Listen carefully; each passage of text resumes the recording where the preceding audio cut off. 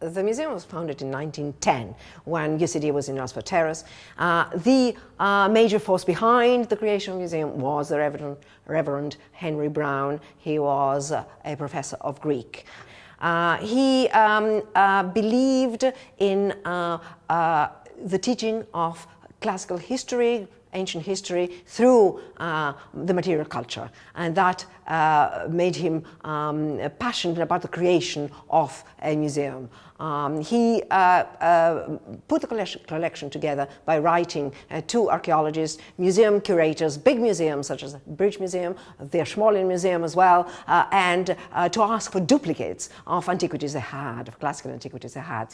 Of course, it was a teaching museum that he wanted to establish and use the collection for teaching thereafter.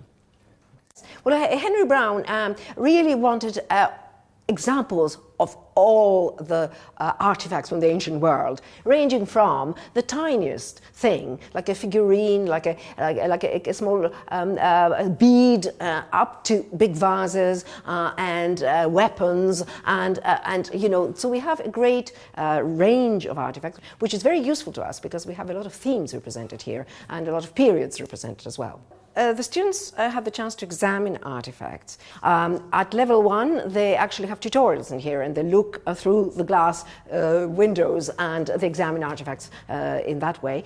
In later years, they can handle things. We take them out of the cases, we have them on the table, and they can look at things in the round, and they can touch artifacts as well. So they get this experience of the material culture, you know, firsthand here. The vase wasn't important in Roman times at all. I mean, if you see the vases, the Roman vases that we have were plain, mostly plain, whereas the Greeks loved their vases. They loved the images, the narrative of myth on them, and they were displaying them a lot. They were burying themselves with them as well, but also using them very much at the symposia, their parties, all men parties that they had, drinking parties, because they all, if you look around the vases, they're all vases that were used for mixing wine and water, serving wine, and drinking wine.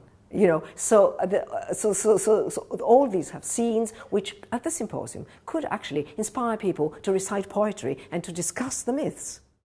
Figurines, oh, they're very important votive offerings. That's what they were. They were offered to shrines, to sanctuaries, to the gods. You know, from the tiniest one to the large statue were offerings to the gods. Somebody of poor means would actually find a little figurine of an animal or a human to offer to the god. It was just as good as a big statue that somebody who had money would dedicate.